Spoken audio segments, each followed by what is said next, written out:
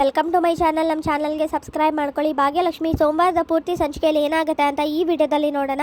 ಕುಸುಮ ವ್ರತ ಮಾಡ್ತಿರ್ತಾರೆ. ಅದನ್ನ ನೋಡಿ ಪೂಜಾ ಮತ್ತೆ ಸುಂದ್ರಿ ತುಂಬಾನೇ ಬೇಜಾರು ಮಾಡ್ಕೊಂಡು ಅತ್ತೆಗೆ ಆಗ್ತಾ ಇಲ್ಲ, ಆದ್ರೂ ಕೂಡ ತುಂಬಾನೇ ಸುಸ್ತಾಗ್ತಿದೆ, ಎಷ್ಟೆಲ್ಲ ಪ್ರಯತ್ನ ಪಡ್ತಿದ್ದಾರೆ, ಅತ್ತೆಗೆ ಏನಾದ್ರು ಹೆಚ್ಚು ಕಮ್ಮಿ ಆದ್ರೆ ಏನ್ ಮಾಡೋದು ಅಂತ ಪೂಜಾ ಮಾತಾಡ್ತಿರ್ತಾಳೆ. ಪೂಜಾ ಹಣ್ತೆನ ಇಲ್ಲೇ ನೋಡ್ಕೊಂಡು ನಾನು ಹೋಗಿ ನೀರು ಖಾಲಿ ಆಗಿದೆ ತಗೊಂಡ್ ಬರ್ತೀನಿ ಅಂತ ಕುಸುಮ ಹೋಗ್ತಾರೆ. ಅಯ್ಯೋ ದೇವ್ರೆ, ಇಷ್ಟೇ ಹಣ್ತೆ ಆಗಿರೋದು ಕಣೆ, ಇನ್ನು ಎಷ್ಟೊಂದು ದೀಪ ಮಾಡಬೇಕು, ಏನ್ ಮಾಡೋದು, ಅತ್ತೆ ಒಬ್ರು ಕೈಲೇ ಮಾಡೋದಕ್ಕಾಗೋದಿಲ್ಲ, ನಾವು ಹೋಗಿ ಸಹಾಯ ಮಾಡೋಣ ಬಾ ಅಂತ ಪೂಜಾ ಹೇಳ್ತಾಳೆ. ಅಯ್ಯೋ ಪೂಜಾದೇವಿ ಏನ್ ಹೇಳ್ತಿದ್ಯಾ ನೀವು, ನಾವು ಹೋಗಿ ಸಹಾಯ ಮಾಡ್ದ ಹಾಗೆಲ್ಲ ವ್ರತಕ್ಕೆ ಸಹಾಯ ಮಾಡಬಾರ್ದು, ತುಂಬಾನೇ ಹೊಟ್ಟೆ ಹಸುವಾಗ್ತಿದೆ, ನನ್ನ ಕೈಲಂತೂ ಆಗ್ತಿಲ್ಲ ಅಂದಾಗ ಸುಂದ್ರಿ ಯಾವಾಗ್ಲೂ ನಿನ್ಗೆ ಬರೀ ಇದೇ ಯೋಚನೆನಾ, ಒಂದು ಸಮಯ ಅಂದಾಗ್ಲೂ ಇದೇ ತರ ಮಾತಾಡ್ತೀಯಲ್ಲ ಅಂತ ಪೂಜಾ ಬೈತಾ ಇರ್ತಾಳೆ. ಸರಿ ಬಿಡು, ಇಲ್ಲೇ ನೋಡ್ಕೊಂಡು ನಾನು ಹೋಗಿ ಹಣತೆ ಮಾಡೋಕ್ಕೆ ಸಹಾಯ ಮಾಡ್ತೀನಿ ಅಂತ ಹೋಗಿ ಪೂಜಾ ಸಹಾಯ ಮಾಡ್ತಾ ಹಣತೆ ಮಾಡ್ತಿರ್ತಾಳೆ. ಅದನ್ನ ನೋಡಿದ ತಕ್ಷಣ ಕುಸುಮಂಗೆ ಶಾಕ್ ಆಗುತ್ತೆ. ಏನೇ ಮಾಡ್ತಿದ್ಯಾ ಅಂತ ಶಾಕಿಂದ ಕೇಳಿದಾಗ ಅದು ಅತ್ತೆ ನಿಮ್ಗೆ ಹೆಲ್ಪ್ ಮಾಡೋಕ್ಕೆ ಅಂತ ನಾನು ಕೂಡ ದೀಪ ಮಾಡ್ತಾ ಇದ್ದೀನಿ ಅಂತ ಹೇಳ್ತಾಳೆ. ಆಗ ಬಾಬಾ ಹೇಳಿರೋದನ್ನ ನೆನ್ಪು ಮಾಡ್ಕೋತಾರೆ. ನೀವು ಒಬ್ಬರೇ ವ್ರತ ಮಾಡಬೇಕು, ಆದರೆ ಆ ವ್ರತ ಯಾರಿಗೂ ಗೊತ್ತಾಗಬಾರ್ದು ಅಂತ ನೀವು ಮಾಡೋ ವ್ರತ ಸಂಪೂರ್ಣ ಆಗಬೇಕಲ್ವಾ, ಅರ್ಧಕ್ಕೆ ನಿಂತೋಗುತ್ತೆ ನಿಮ್ಮ ವ್ರತ, ನೋಡ್ತಾ ಇರಿ ಅಂತ ಬಾಬಾ ಹೇಳಿರೋದನ್ನ ನೆನ್ಪು ಮಾಡ್ಕೊಂಡು ಏನೇ ಮಾಡ್ತಿದ್ಯಾ, ಈ ವ್ರತನ ನಾನು ಒಬ್ಳೆ ಮಾಡಬೇಕು ಅಂತ ಪುರೋಹಿತರು ಹೇಳಿಲ್ವಾ, ನೀನು ಯಾಕೆ ಮಧ್ಯ ಬಂದಿದ್ಯಾ, ಸುಮ್ಮನೆ ಎದ್ದೋಗು, ಏನೇನೋ ಮಾಡಬೇಡ, ನಾನು ಒಬ್ಳೆ ಹೇಗೋ ಮಾಡ್ಕೋತೀನಿ, ನನ್ನ ಸೊಸೆಗಿಂತ ಇದೆಲ್ಲ ದೊಡ್ಡದಲ್ಲ, ಅವ್ರ ಸಂಸಾರಕ್ಕೋಸ್ಕರ ನಾನು ಏನು ಬೇಕಾದ್ರೂ ಮಾಡ್ತೀನಿ, ಒಟ್ಟಿನಲ್ಲಿ ಅವಳಿಗೆ ವಿಷಯ ಗೊತ್ತಾಗಬಾರ್ದು, ಅದಕ್ಕೆ ಇದನ್ನು ನಾನೇ ಮಾಡ್ತೀನಿ ಹೋಗು ಅಂತ ಬೈದು ಕಳಿಸ್ತಾರೆ. ನೋಡ್ಯಾ ಅದೇನೋ ಹೇಳ್ತಾರಲ್ಲ ಕರೆದು ಹೊಡ್ಸ್ಕೊಳ್ಳೋದು ಅಂತ, ಅದೇ ಥರ ಅಂತ ನೀನು ಸಹಾಯ ಮಾಡೋಕ್ಕೋಗಿ ಈಗ ನೀನೇ ಬೈಸ್ಕೊಂಡು ಬಂದೆ, ಇದೆಲ್ಲ ಬೇಕಿತ್ತ, ಅದಕ್ಕೆ ಸೈಡಲ್ಲಿ ನಿಂತ್ಕೋ ಅಂತ ಹೇಳಿದ್ದು, ವ್ರತ ಮಾಡೋಕ್ಕೆ ಶುರು ಮಾಡಿದ್ಮೇಲೆ ಅವರೇ ವ್ರತ ಮಾಡಬೇಕು ಕಣೆ ಅಂತ ಪೂಜಾ ಹತ್ರ ಮಾತಾಡ್ತಿರ್ತಾರೆ ಸುಂದ್ರಿ. ಆದರೂ ಕೂಡ ಹೇಗಿದ್ದೆಲ್ಲ ತಡೆಯೋದು ಒಂದು ಗೊತ್ತಾಗ್ತಿಲ್ಲ, ಅತ್ತೆ ಅಂತೂ ನಿಲ್ಸೋದಿಲ್ಲ, ಆದರೆ ಅವ್ರಿಗೆ ವ್ರತ ಪೂರ್ತಿ ಮಾಡೋಕ್ಕೂ ಆಗಲ್ಲ, ಏನಾದರೂ ತೊಂದರೆ ಆದರೆ ಅವರ ಆರೋಗ್ಯ ಬೇರೆ ಸರಿ ಇಲ್ಲ ಅಂತ ಪೂಜಾ ಯೋಚನೆ ಮಾಡ್ತಿರ್ತಾಳೆ. ಹಾಗೆ ಶ್ರೇಷ್ಠ ಮತ್ತು ತಾಂಡವ್ ಇಬ್ಬರು ಹೊರಗಡೆ ಬಂದಿರ್ತಾರೆ. ತಾಂಡವ್ ಈ ಪ್ಲೇಸ್ ಎಷ್ಟು ಚೆನ್ನಾಗಿದೆ ಅಂದರೆ ನನಗೆ ತುಂಬಾ ಖುಷಿ ಆಗ್ತಿದೆ, ಈ ಪ್ಲೇಸಿಗೆ ಬಂದಿದ್ದಕ್ಕೂ ಒಳ್ಳೆ ಸಾರ್ಥಕತೆ ಸಿಕ್ತು ಅಂತ ಶ್ರೇಷ್ಠ ಮಾತಾಡ್ತಿರ್ತಾಳೆ. ಹೌದು ಮತ್ತೆ ಎಷ್ಟು ಚೆನ್ನಾಗಿದೆ ಅಲ್ವಾ, ನನಗಂತೂ ಸಿಕ್ಕಾಪಟ್ಟೆ ಇಷ್ಟ ಆಯಿತು, ಈ ಆಫೀಸು ಈ ಮನೆ ಎಲ್ಲ ಇದ್ದು ಟೆನ್ಷನ್ ಆಗೋಗಿತ್ತು, ಎಲ್ಲದರಿಂದ ಮುಕ್ತಿ ಸಿಕ್ತು ಅಂತ ತಾಂಡವ್ ಹೇಳ್ತಿರ್ತಾನೆ. ಹಾಗೆ ಇಲ್ಲಿ ಬೇರೆ ಹುಡುಗ ಹುಡುಗಿ ಇಬ್ರು ಕೂಡ ಜೊತೆಲಿ ಮಾತಾಡ್ತಾ ಹುಡುಗ ಹುಡುಗಿನ ಎತ್ಕೊಂಡು ತಿರುಗಿಸ್ತಾ ಇರ್ತಾರೆ. ತಾಂಡವ್ ಅಲ್ಲಿ ನೋಡು ಎಷ್ಟು ಚೆನ್ನಾಗಿದೆ ಅವ್ರ ಜೋಡಿ, ಹುಡುಗ ಎಷ್ಟು ಚೆನ್ನಾಗಿ ಎತ್ಕೊಂಡು ಹುಡುಗಿನ ತಿರುಗಿಸ್ತಾ ಇದ್ದಾನೆ, ಹಾಗೆ ನನ್ನನ್ನು ಎತ್ಕೊಂಡು ತಿರುಗಿಸು ಅಂತ ಶ್ರೇಷ್ಠ ಹೇಳಿದಾಗ, ಶ್ರೇಷ್ಠ ಏನು ಹೇಳ್ತಿದ್ಯಾ, ನಾನು ಆ ಥರ ತಿರುಗಿಸ್ಬೇಕಾ ಎತ್ಕೊಂಡು, ನೀನು ಆಗೋದಿಲ್ಲ ಶ್ರೇಷ್ಠ, ದಯವಿಟ್ಟು ನನ್ನ ಬಿಟ್ಬಿಡು ಅಂತ ತಾಂಡವ್ ಹೇಳ್ತಾನೆ.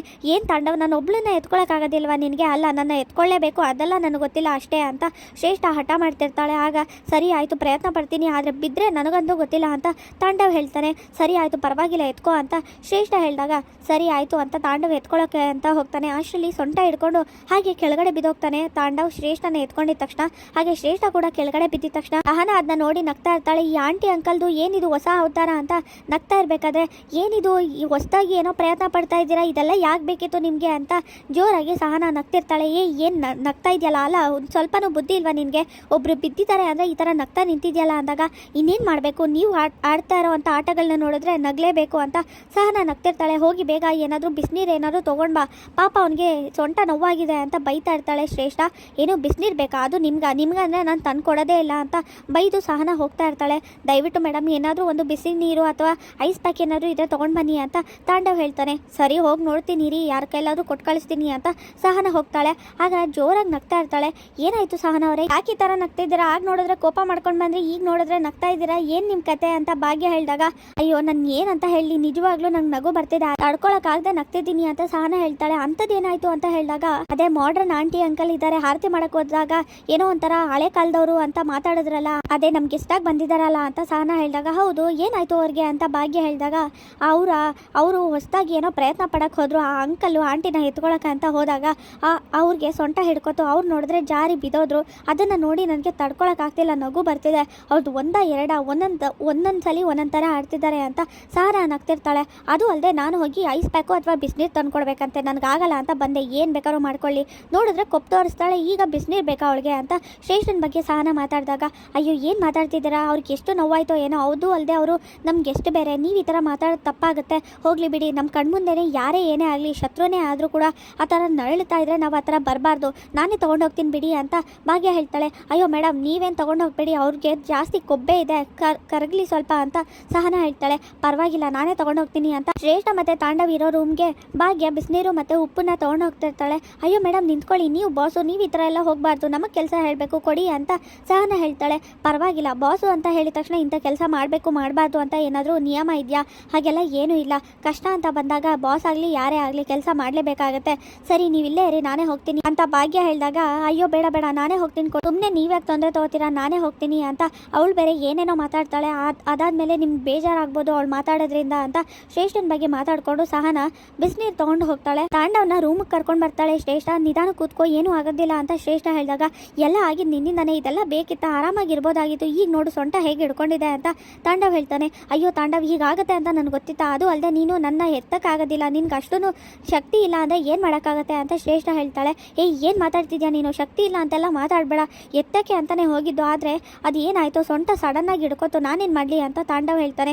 ಹೋಗಲಿ ಬಿಡು, ಕೋಪ ಮಾಡ್ಕೋಬೇಡ, ಆರಾಮಾಗಿ ನೀನು ರೆಸ್ಟ್ ಮಾಡು ಸ್ವಲ್ಪ ಹೊತ್ತು, ನಿನ್ನ ಸೊಂಟ ಸರಿ ಹೋಗಬೇಕು ಅಂದರೆ ಅದೊಂದೇ ದಾರಿ ಇರೋದು, ಇಲ್ಲ ಅಂದರೆ ಮತ್ತೆ ನಾವು ಟ್ರಿಪ್ನ ಎಂಜಾಯ್ ಮಾಡೋಕ್ಕಾಗೋದೇ ಇಲ್ಲ ಅಂತ ಶ್ರೇಷ್ಠ ಮಾತಾಡ್ತಿರ್ತಾಳೆ. ಆಗ ಸಹನ ತಗೊಳ್ಳಿ, ನೀವು ಕೇಳಿದಂಥ ಬಿಸಿನೀರು ತಂದಿದ್ದೀನಿ ತಗೊಳ್ಳಿ ಅಂತ ಸಹನ ಕೊಡ್ತಾಳೆ. ನಾನು ಹೇಳಿದ್ದು ಬರೀ ಬಿಸಿನೀರು ತೊಗೊಂಡು ಬರೋಕ್ಕೆ, ಅದು ಬಿಟ್ಟು ಈ ಸಾಲ್ಟು ಉಪ್ಪೆಲ್ಲ ಯಾಕೆ ತೊಗೊಂಡು ಬಂದಿದ್ಯಾ, ತೊಗೊಂಡು ಹೋಗು ಅಂತ ಶ್ರೇಷ್ಠ ಬೈತಾ ಇರ್ತಾಳೆ. ಅಯ್ಯೋ ಮೇಡಮ್ ಇದನ್ನು ಹಾಕ್ಕೊಂಡ್ರೇ ಸರಿ ಹೋಗೋದು, ಇಲ್ಲ ಅಂದರೆ ಈ ಬರೀ ಬಿಸಿನೀರನ್ನ ತೊಗೊಂಡು ಸ್ನಾನ ಮಾಡ್ತೀರಾ ಅಂತ ಸಹನ ಹೇಳ್ತಾಳೆ. ಯಾರ ಜೊತೆ ಮಾತಾಡ್ತಿದ್ಯಾ ಅಂತ ಗೊತ್ತು ತಾನೇ ಅಂತ ಶ್ರೇಷ್ಠ ಹೇಳಿದಾಗ ಗೊತ್ತಿರೋದಕ್ಕೆ ಹೇಳ್ತಾ ಇರೋದು, ಬರೀ ಬಿಸಿನೀರನ್ನ ತೊಗೊಂಡು ಏನೂ ಮಾಡೋಕ್ಕಾಗಲ್ಲ, ಅದಕ್ಕೆ ಈ ಉಪ್ಪನ್ನ ತಂದಿರೋದು ಅಂತ ಸಹನ ಹೇಳ್ತಾಳೆ. ಆಗ ಹೌದೌದು, ನಮ್ಮಮ್ಮ ಕೂಡ ನನಗೇನಾದ್ರು ಚಿಕ್ಕ ವಯಸ್ಸಲ್ಲಿ ಪೆಟ್ಟಾದರೆ ಈ ಥರ ಬಿಸಿನೀರು ಮತ್ತು ಉಪ್ಪನ್ನ ತಗೊಂಡು ಶಾಖ ಕೊಡ್ತಾಯಿದ್ರು, ಆಗ ಆದಷ್ಟು ಬೇಗ ಕಮ್ಮಿ ಆಗ್ತಿತ್ತು, ಎಂಥ ನೋವಾದರೂ ಕೂಡ ಇದು ಒಂದೇ ನಮಗೆ ಪರಿಹಾರ ಇರೋದು, ನೀವು ಇಲ್ಲೇ ಇಟ್ಬಿಟ್ಟು ಹೋಗಿ ಅಂತ ತಾಂಡವ್ ಹೇಳ್ತಾನೆ. ಸರಿಯಾಗಿ ಹೇಳಿದ್ರಿ, ಆಗಲೇ ಏನೋ ಒಬ್ಬರು ಹೇಳಿದ್ರಲ್ಲ ಹಳೆ ಕಾಲದವ್ರ ಥರ ಅದು ಇದು ಆರತಿ ಅಂತ, ನಮ್ಮ ಬಾಸೇ ಕೊಟ್ಟು ಕಳಿಸಿದ್ದು, ಇದನ್ನು ನಾನೆಲ್ಲ ತಂದಿರೋದು, ಅದಕ್ಕೆ ಹೇಳೋದು ಕೆಲವೊಬ್ಬರಿಗೆ ಹಳೆ ಕಾಲದವ್ರ ಥರ ಉಪ್ಪು ಉಪಯೋಗಿಸೋದು, ಜೊತೆಗೆ ಅದೆಲ್ಲ ಯಾಕೆ ಬೇಕು, ಆರತಿ ಎಲ್ಲ ಯಾಕೆ ಬೇಕು ಅಂತ ಹೇಳೋರಿಗೆ ಸರಿಯಾಗಿ ಗೊತ್ತಾಗಿರುತ್ತೆ ಅದ್ರ ಬೆಲೆ ಏನು ಅಂತ. ಈಗಲಾದರೂ ಗೊತ್ತಾಗಿರ್ಬೇಕಲ್ಲ ಹಳೆ ಕಾಲದ ಮದ್ದಿಗೆ ಎಷ್ಟು ಶಕ್ತಿ ಇದೆ ಅಂತ, ಇದನ್ನು ತೊಗೊಂಡು ಹಚ್ಚಿ ಬೇಗ ಕಮ್ಮಿ ಆಗುತ್ತೆ ನೋವು, ಇದನ್ನು ನಮ್ಮ ಬಾಸ್ ಹೇಳಿದ್ರು ಅಂತ ಸಹನ ಕೊಟ್ಟೋಗ್ತಾಳೆ. ಆದರೂ ಕೂಡ ಇವಳ್ದು ಜಾಸ್ತಿ ಆಯಿತು ಅಂತ ಕೋಪ ಮಾಡ್ಕೋತಾ ಇರ್ತಾಳೆ ಶ್ರೇಷ್ಠ. ಸಹನನ್ನ ನೋಡಿ ಕುಸುಮ ಸುಸ್ತಾಗಿ ನಿಂತಿರ್ತಾರೆ. ಪಾಪ ಅತ್ತೆಗೆ ಸುಸ್ತಾಗ್ತಿದೆ ಅನ್ಸುತ್ತೆ, ಅವ್ರಿಗೆ ಬಿನ್ಗೆ ಎತ್ತಕ್ಕಾಗ್ತಿಲ್ಲ, ಬಾ ಹೋಗೋಣ ಅಂತ. ಅತ್ತೆ ನಿಮ್ಗೆ ಸಹಾಯ ಮಾಡ್ತೀನಿ, ದಯವಿಟ್ಟು ಕೊಡಿ ಅತ್ತೆ, ಅದನ್ನು ನಾನು ಪೂರ್ತಿ ಮಾಡ್ತೀನಿ, ವ್ರತನ ನಿಮ್ಮ ಕೈಲಿ ಆಗ್ತಿಲ್ಲ ಅಂತ ಪೂಜಾ ಹೇಳಿದಾಗ ಇಲ್ಲ ನನ್ನ ಸೊಸೆಗೋಸ್ಕರ ನಾನೇ ಮಾಡಬೇಕು, ನಾನೇ ಮಾಡ್ತೀನಿ ಅಂತ ಬಿನ್ಗೆ ತೊಗೊಂಡು ಹೋಗ್ತಾರೆ. ಏನೇ ಇವರು ಹೇಳಿದ್ರು ಕೂಡ ಅರ್ಥ ಮಾಡ್ಕೊಳ್ದೆ ಇಷ್ಟೊಂದು ವ್ರತ ಮಾಡ್ತೀನಿ ಅಂತ ಹಠ ಮಾಡ್ತಿದ್ದಾರೆ ಅಂತ ಇಲ್ಲಿ ಸುಂದ್ರಿ ಹೇಳಿದ ತಕ್ಷಣ ಎಷ್ಟು ಹೇಳಿದ್ರು ಅಷ್ಟೇ ಕಣೆ, ಇವರಂತೂ ನಮ್ಮ ಮಾತು ಕೇಳೋದಿಲ್ಲ, ವ್ರತ ಪೂರ್ತಿ ಮಾಡೋವರೆಗೂ ಇವರು ಅಲ್ಲಿ ಇಲ್ಲಿ ಎಲ್ಲೂ ಕೂಡ ಕದಲೋದಿಲ್ಲ, ಹಾಗೇನೆ ಪೂರ್ತಿ ಮಾಡೋವರೆಗೂ ಬಿಡೋದು ಇಲ್ಲ ಅಂತ ಯೋಚನೆ ಮಾಡ್ತಿರ್ತಾಳೆ ಪೂಜಾ. ಹಾಗೆ ಅಲ್ಲಿ ತಾಂಡವ್ಗೆ ಮಸಾಜ್ ಮಾಡಿದ ತಕ್ಷಣ ಉಪ್ಪಿನ ಶಾಖ ಕೊಟ್ಟಿದ ತಕ್ಷಣ ಸ್ವಲ್ಪ ಕಮ್ಮಿ ಆಗಿದೆ, ಥ್ಯಾಂಕ್ಸ್ ಶ್ರೇಷ್ಠ, ಸರಿ ನನಗೊಂದು ಅರ್ಜೆಂಟ್ ಮೀಟಿಂಗ್ ಇದೆ ಹೋಗ್ತೀನಿ ಅಂತ ತಾಂಡವ್ ಹೇಳಿದಾಗ ಏನು ತಾಂಡವ್ ಮೀಟಿಂಗ್ ಅಂತ ಹೇಳ್ತಾ ಇದೆಯಾ, ಅಲ್ಲ ಇಲ್ಲಿಗೆ ಬರಬೇಕಾದ್ರೆ ಏನಂತ ಹೇಳಿದೆ ನೀನು, ನಾನು ನಿನ್ನ ಜೊತೆನೇ ಹೇಳ್ತೀನಿ, ನಿನಗೇನೆ ಜಾಸ್ತಿ ಟೈಮ್ ಕೊಡ್ತೀನಿ ಅಂತ ಹೇಳ್ಬಿಟ್ಟು ಈಗ ನೋಡಿದ್ರೆ ಆಫೀಸು ಮೀಟಿಂಗ್ ಅಂತ ಹೇಳ್ತಿದ್ಯಾ, ಮನೆ ಆಫೀಸು ಈ ಕೆಲಸ ಎಲ್ಲ ನೋಡಿ ಸಾಕಾಗೋಗಿದೆ, ನಾನು ಇನ್ನೂ ಟ್ರಿಪ್ಪಿಗೆ ಬಂದಾಗ ಕೆಲಸ ಮಾಡೋದಿಲ್ಲ ಅಂದ್ಬಿಟ್ಟು ಈಗ ನೋಡಿದ್ರೆ ಮೀಟಿಂಗ್ ಅಂತ ಹೋಗ್ತಿದ್ಯಾ ಅಂತ ಶ್ರೇಷ್ಠ ಕೋಪ ಮಾಡ್ಕೋತಾಳೆ. ಅಯ್ಯೋ ಶ್ರೇಷ್ಠ ಯಾಕೆ ಇಷ್ಟೊಂದು ಕೋಪ ಮಾಡ್ಕೋತಿದ್ಯಾ, ಒಂದೇ ಒಂದು ಮೀಟಿಂಗು ಹೋಗಿ ಬರ್ತೀನಿ, ಅದು ಅಲ್ಲದೆ ಒಂದು ಮೀಟಿಂಗ್ಗೆ ಇಷ್ಟೊಂದೆಲ್ಲ ಟೆನ್ಷನ್ ಮಾಡ್ಕೊಳ್ಳೋ ಅವಶ್ಯಕತೆ ಇದೆಯಾ, ಮೀಟಿಂಗ್ ಅಂದರೆ ಏನು ಅಂತ ನಿನಗೂ ಗೊತ್ತು ತಾನೇ, ಅದೇ ಆಫೀಸಲ್ಲಿ ಕೆಲಸ ಮಾಡ್ತೀಯಾ, ಈ ಥರ ಮಾತಾಡ್ತಿದ್ಯಲ್ಲ, ನಾನು ಅದು ಅಲ್ಲದೆ ಬೇರೆ ಎಲ್ಲದಕ್ಕಿಂತ ಜಾಸ್ತಿ ನಾನು ಆಫೀಸು ಕೆಲಸ ಇದಕ್ಕೆ ಪ್ರಾಮುಖ್ಯತೆ ಕೊಡ್ತೀನಿ, ಗೊತ್ತಿದ್ರು ಈ ಥರ ಮಾತಾಡಬೇಡ ನೀನು ಅಂತ ತಾಂಡವ್ ಹೇಳಿದಾಗ ಏನು ತಾಂಡವ್ ನೀನು ಈ ಥರ ಹೇಳ್ತಿದ್ಯಾ, ಅಲ್ಲಿ ಆರತಿ ಮಾಡೋಕ್ಕೆ ಅಂತ ಬಂದಲ್ಲ ಆ ಹುಡುಗಿ ಬಂದಿದ ತಕ್ಷಣ ನಿಮಗೆ ಏಜ್ ವ್ಯತ್ಯಾಸ ಇದೆ ಅಂತ ಹೇಳಿದ್ ನಿಜಾನೇ ಆಯಿತು, ಒಳ್ಳೆ ಅಂಕಲ್ ಥರ ಆಡ್ತೀಯಾ, ಯಾವಾಗ ನೋಡಿದ್ರು ಕೆಲಸ ಅದು ಇದು ಅಂತ ಬಂದಿದ್ದ ಕಡೆನೂ ಸುತ್ತಾಡಬೇಕು ಚೆನ್ನಾಗಿರ್ಬೇಕು ಅಂತ ಗೊತ್ತೇ ಆಗೋದಿಲ್ವಾ ನಿನಗೆ ಅಂತ ಬೈತಾ ಇರ್ತಾಳೆ ಶ್ರೇಷ್ಠ. ನೋಡು ನೀನು ಈ ಥರ ಕೋಪ ಮಾಡ್ಕೊಂಡು ಕೂತ್ಕೊಂಡಿದ ತಕ್ಷಣ ನಾನು ನಿನ್ಗೆ ಸಮಾಧಾನ ಮಾಡ್ತೀನಿ ಅಂತ ಅನ್ಕೋಬೇಡ, ನೀನು ಯಾವಾಗಲೂ ಇದೇ ಥರನೇ ಅಲ್ವಾ ಅಂತ ತಾಂಡವ್ ಬೈತಾ ಇರ್ತಾನೆ. ನೀನು ಏನು ಬೇಕಾದ್ರೂ ಮಾಡ್ಕೋ, ಆದರೆ ನನಗೆ ಕೆಲಸನೇ ಮುಖ್ಯ ಅಂತ ತಾಂಡವ್ ಹೇಳ್ತಾನೆ. ನನ್ನ ಜೊತೆ ಬರೋ ಬದಲು ಆ ಭಾಗ್ಯನ ಜೊತೆನೇ ಬರಬೇಕಾಗಿತ್ತು, ಈ ಥರ ಅಂಕಲ್ ಥರ ಆಡೋದಿದ್ರೆ ನನ್ನ ಜೊತೆ ಯಾಕೆ ಬರಬೇಕಾಗಿತ್ತು, ಅದು ಅಲ್ಲದೆ ಈ ಥರ ಆಡಿದ್ರೆ ಆ ಭಾಗ್ಯನೇ ನಿನಗೆ ಸರಿಯಾಗಿರೋ ಜೋಡಿ ಅಂತ ಶ್ರೇಷ್ಠ ಹೇಳಿದಾಗ ತಾಂಡವ್ ಕೋಪ ಮಾಡ್ಕೋತಾನೆ. ಇಲ್ಲಿಗೆ ಸೋಮವಾರದ ಪೂರ್ತಿ ಸಂಚಿಕೆ ವಿಡಿಯೋ ಮುಕ್ತಾಯವಾಗಿದೆ. ಈ ವಿಡಿಯೋ ಇಷ್ಟವಾಗಿದ್ರೆ ಲೈಕ್ ಮಾಡಿ, ಶೇರ್ ಮಾಡಿ, ಕಮೆಂಟ್ ಮಾಡಿ, ಹಾಗೆ ಸಬ್ಸ್ಕ್ರೈಬ್ ಮಾಡಿ.